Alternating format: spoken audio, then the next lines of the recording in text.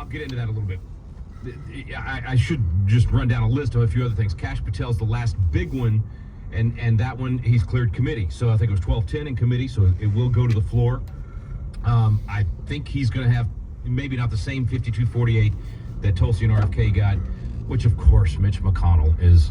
Please, people, exit stage left when you can no longer have cognitive thoughts and no longer get up and down the stairs and no longer, I mean, this is so ridiculous. These Nancy Pelosi, Mitch McConnell, Joe Biden, people that don't know when it's time to leave. There is a reason that I have the painting of George Washington resigning as general, which hangs in the rotunda right now. It's one of John Trumbull's 4 paintings in the rotunda of the U.S. Capitol. And the moment is frozen in time over at Annapolis at the Capitol there in Maryland, because that's where Congress was at the time that George Washington came and presented that resignation. And Benjamin Rush and Thomas Jefferson both said this is a big deal, never happened in history. This guy could be king.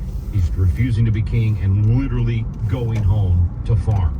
And according to legend, King George heard about that and said, if that is true, George Washington's the greatest man that ever lived. Why? Because he was a servant leader, because it wasn't about him. He didn't hold on to power as long as he possibly could. So he left and he went home, had to be drafted to come back as president of the Constitutional Convention. Wasn't even sure he should go. Didn't know if he'd even have any influence there. And then, of course, ends up being our first president and exits stage left again after 2 terms. So that's the example. That's why I have that painting hanging in the chamber, in the legislative chamber of the Patriot Academy campus, because I want not just the young people that come through here at Patriot Academy, but every person that comes and gets training with us, that does the legislative simulation, that goes through that process to be a better citizen. I want them staring at that painting during debate and during the process, and I want them to think about being a servant leader, not some selfish, egotistical, self-absorbed politician that thinks it's all about them and that nobody else can do the job. I guarantee you there's 100 already in public office somewhere in Kentucky, quote-unquote politicians, I think a lot of them are patriots, that would do far better than Mitch McConnell, let alone do as good a job as Mitch McConnell. So it's got to happen, folks. Term limits has got to happen. Republicans and Democrats both abuse the system. All right, I'll shut up on that one. But where was I going with all that? Oh, yeah, Kash Patel. So Kash Patel probably still will get a vote against him for Mitch McConnell, but may get to 52-48. If not, who cares if he gets 50-50? And J.D. Vance has to break the tie. It's more exciting anyway, but I think he will get through. But the one that I'm most excited about is RFK. Now probably the appointment I've been most excited about up until now is Russ Vought. He is a phenomenal guy, an incredible conservative thinking leader, has done an incredible job over the last 4 years at helping conservatives, including me, articulate and sort of figure out how to muddle through the chaos and the rapid fire tyranny that came at us for the last 4 years. So Russ is fantastic. The fact that he's been reappointed to Office of Budget and Management, already doing great things over there. That's a big one because that's essentially a huge part of the intellectual ammunition, intellectual firepower that the Trump administration will need, and I think he'll be a huge influence on a lot of what goes on. Now, back to RFK. This is the one that I am now most excited about.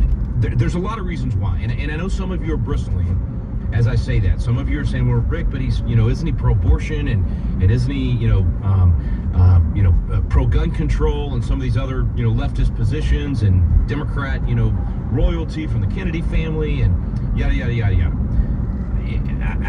Some of that is somewhat true. He's definitely been more pro-abortion than most of the Republicans that we support, but more pro-life than most of the Democrat Party. He's definitely been, at least, I would say, not as well informed on the gun issue as he's been on the science and the vaccines and the deep state and the all of those things. And so yes, there are issues, and that's part of the reason why it's best that he did not become the VP candidate. I might have shared this with you on the air, and I'll get to the reasons why I like RFK so much in just a second. But I actually was at a dinner, maybe right at a year ago, actually. It was about a year and a month ago. And so we were at that point where, Trump is definitely going to be the nominee, and, what do you do for VP? And everybody's talking, and this is a room full of very influential people, a lot of names you'd recognize, definitely a cool crowd, but small group, maybe 15, 20 people. And I spoke up when it became my turn. I said, you know what, if Trump names RFK as VP, race is over, man. We win, and we're able to, take on the most important issues of this particular battle, which is the deep state, free speech, all that. And you would have thought, out of that room, the looks I got. I mean, I don't know. It was almost like I, passed gas in front of the Queen. It's just, I was not the favored person at the party at that point. I mean, literally, everybody was like, "Are you crazy?" It turns out they were right, because you get J.D. Vance as VP now, and far better, much more conservative. Definitely will be a good passing of the torch from Trump to JD, and the movement and the cause and the positions will all be solid, whereas RFK would have been a problem on a couple of those very important issues, not the top issues for this particular moment in time. Reading the room, knowing what time it is, realizing what we're up against in terms of the tyranny and had we lost and all that. Well, fast forward from that dinner to 4 or 5 months later, and RFK and Trump start having their talks, and RFK gets out of the race, and RFK gets behind Trump. And when he shows up at that rally, well, first when he gives that I think most statesman-like speech of the last couple of decades, when he talks about why he's getting out of the race and why he's going to support Donald Trump, that was phenomenal. And then he starts, that night he goes to the rally, and Trump introduces him, and you can feel the momentum shift across the country, because not only did RFK bring all those people that were supporting him as an independent candidate, it caused a lot of Democrats to pause and say, what is going on? Why is this happening? And then a lot of people that just weren't political at all were going, this is a seismic shift in the political landscape. And then, of course, it was Tulsi and Joe Rogan, and then Elon Musk, and all these people that had been on the left just a few years ago. And so RFK becoming a part of the team, and not the VP candidate, was a much better outcome. And then, of course, being nominated to serve as Health and Human Services, Secretary of Health and Human Services, massive. Now, I probably have to get to most of this when we come back from the break, but there is a lot about RFK. There's a reason why I have been such an advocate for him, and there are several reasons why I have been pushing so hard for this nomination to be approved, and why this is my favorite one now that it's approved, and what it says about several of the debates going on in our country.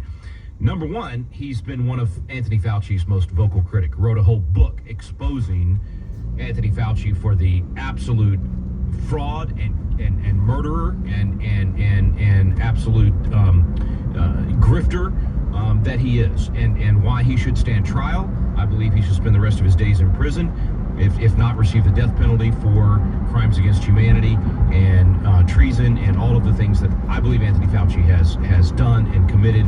And there should be a trial, of course, but the man did more damage to our nation than anyone in history. More people died because of his lies and his purposeful manipulation, and more economic destruction, all of that. So that's number one, that RFK has been willing to speak out against Anthony Fauci.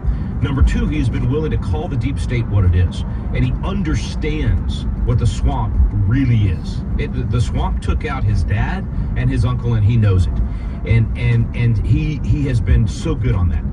But the big one is vaccine awareness, not being anti-vax. He's had to say over and over again in the hearings, he's not. He's actually just for the science, for actually letting people know what the pros and cons are. What are the risks? You should know that about any medical procedure. And when we come back from the break, I'll share with you why this is so personal for me. This is something I've been in the fight for 30 years. This is what got me beat in the Texas legislature 25 years ago. This is an issue that's near and dear to our family, and something we've been fighting for decades. And RFK is the poster child for this issue.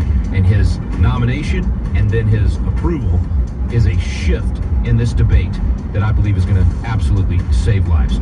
Stay with us, folks. I'm Rick Green, America's Constitution Coach. You are listening to At the Core with Walker Wildman and Rick Green.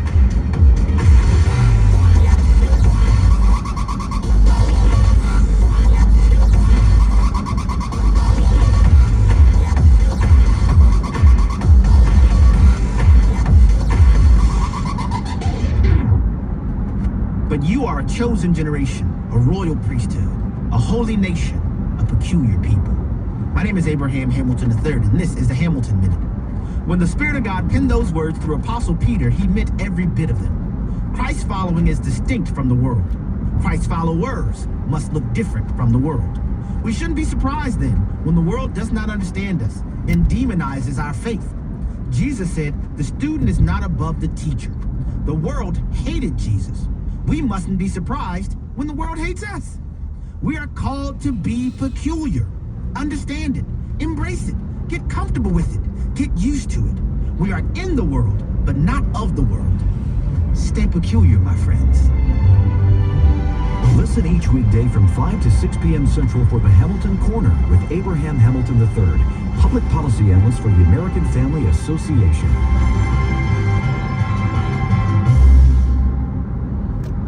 Can you be gay and Christian? What if you genuinely feel like you're trapped in the wrong body? Did God make you this way? Is changing impossible? Dr. Michael Brown. Countless people ask me these very same questions. Some of them quite desperate.